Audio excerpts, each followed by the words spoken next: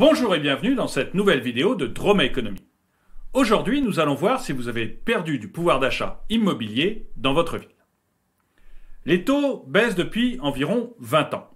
Mais dans le même temps, le prix des biens immobiliers a tendance à s'envoler. En tout cas dans certaines villes. Par exemple, Bordeaux a vu ses prix augmenter de 372% en 20 ans. Alors que dans le même temps, l'inflation n'était que de 32%. Et du coup, il y a une fracture immobilière qui se fait en France entre les villes. Le pouvoir d'achat immobilier n'est pas du tout le même pour tous les Français. Et dans cette vidéo, je vous propose de voir si vous avez gagné ou perdu en pouvoir d'achat immobilier.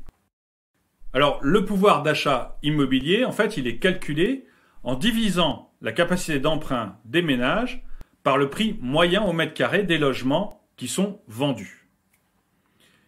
Et il y a une étude des notaires qui montre deux phases.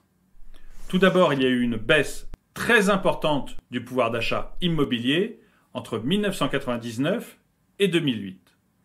Et quand je parle d'une baisse très importante, c'est qu'on est passé de 100 mètres carrés en 1999 à 60 mètres carrés en 2008. C'est une baisse de 42%.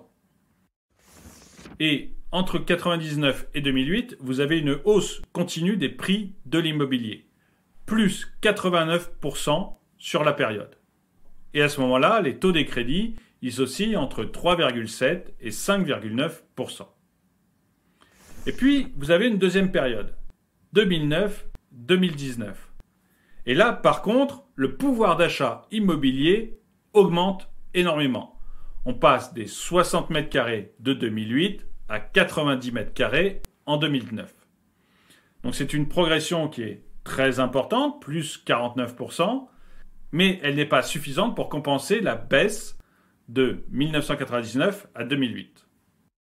Parce qu'au global, il y a une perte de pouvoir d'achat immobilier de 1999 à 2019 de 13% selon les notaires. Et il y a eu récemment une étude faite par meilleurtaux.com qui est rentrée dans le détail ville par ville. Tout d'abord, dans cette étude, on peut voir que les augmentations générales de salaire de la population et la baisse des taux n'ont pas du tout compensé la hausse des prix dans la plupart des villes. Par exemple, en 20 ans, si vous voulez acheter 100 mètres carrés à Bordeaux, eh bien, il aurait fallu une augmentation de salaire de 126%. Et même chose à Lyon, il aurait fallu une augmentation de salaire de 105%. En fait, en 20 ans, dans la plupart des très grandes agglomérations, les acheteurs ont perdu en moyenne 30 mètres carrés. Une grande pièce. C'est le cas par exemple à Montpellier, Toulouse, Nice et Lille. Et c'est quasiment le cas, à peu près 25 mètres carrés, à Rennes, Marseille et Aix-en-Provence. À Lyon, où les prix ont augmenté de 327% en 20 ans, les acheteurs ont perdu 51 mètres carrés. C'est plus que Paris, où ils ont perdu 41 mètres carrés. À Nantes, les prix ont augmenté de 222%. Et les gens ont perdu 34 mètres carrés. Même chose à Annecy, où les prix ont augmenté de 211%. Alors, je ne vais pas vous faire ici la liste de toutes les villes, mais vous pouvez aller le voir sur mon site, où il y a toutes les grandes villes de France qui sont listées. Je vous mets un lien dans la description. Mais il y a une véritable fracture en France, parce que ce n'est pas partout le cas. Vous avez des grandes agglomérations comme Mulhouse, Le Mans, Limoges ou Saint-Étienne, où les acheteurs ont gagné des mètres carrés, et parfois beaucoup. À Mulhouse, ils ont gagné 58 mètres carrés en 20 ans. Au Mans, c'est 44. À Limoges, 33. À Saint-Étienne, 32 mètres carrés. En fait, selon le site meilleurtaux.com, aujourd'hui, il y a 3 France. Il y a celles des grandes villes qui ont vu des augmentations de prix complètement folles, celles qui ont vu des augmentations modérées, et puis les villes moyennes qui majoritairement ont été gagnantes pendant ces 20 dernières années. Et là, l'étude de meilleurtaux.com, elle est sur 44 villes. il y en a 21 qui voient leur prix s'envoler, mais tout le reste est plutôt à la baisse. Ce qui est plutôt une bonne nouvelle pour ceux qui veulent se loger et une mauvaise nouvelle pour ceux qui ont investi.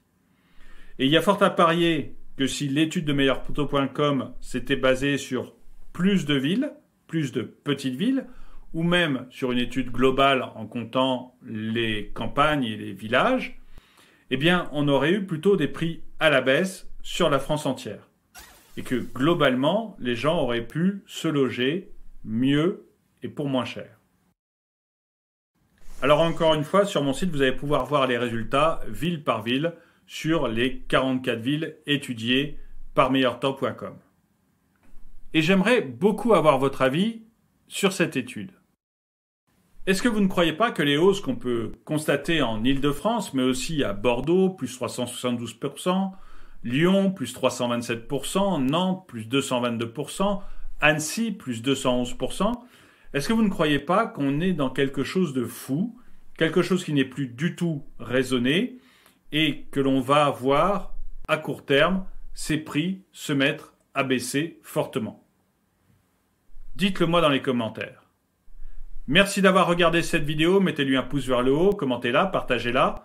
Merci à tous ceux qui m'aident sur Tipeee, et je vous dis à très bientôt.